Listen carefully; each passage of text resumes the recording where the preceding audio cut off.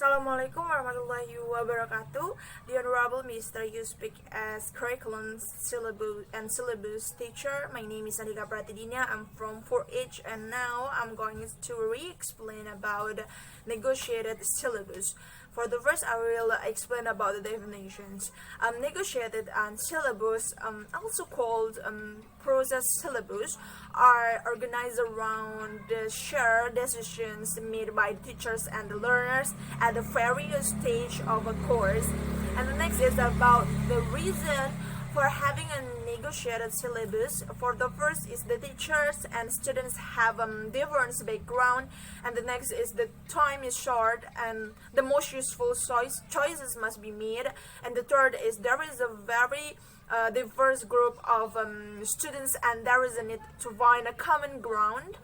And there are three components in negotiated syllabus. For the first is content and sequencings, the second is format and presentations, the third is monitoring and assessments. The next is about the step of negotiated syllabus. For the first is negotiating the goals, content, format and assessment of the course. The next is implementing this negotiated syllabus, and the third is evaluating the effect of the implementation in terms of outcomes and the way the implementation is done.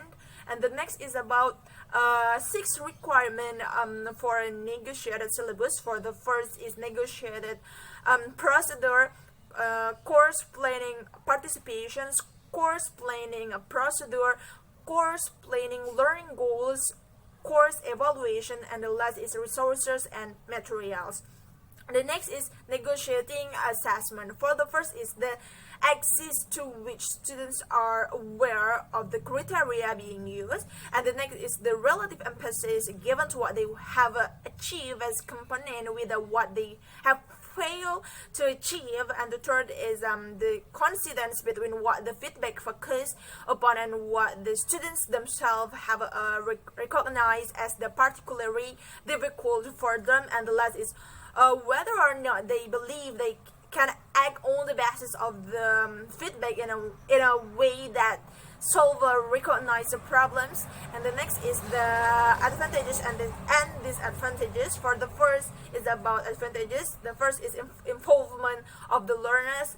The next is responsiveness of the ones of learners, and the third is develop learners awareness of negotiating syllabus goals. And the next is about the disadvantages, the result of a lack of knowledge or experience with such a syllabus. The next is a fully negotiated syllabus require considerable teacher skill and time in assessing and producing resources. And the last is about an example of negotiated syllabus. Adult students preparing for the postgraduate university, for the first is 2 weeks of class follow a set of a program, and the next is at the end of the week's period the teacher has to negotiate it, and the teacher and the class member list the activities and other part of course. And the fourth is rank the items, and the last is the resultings of timetable.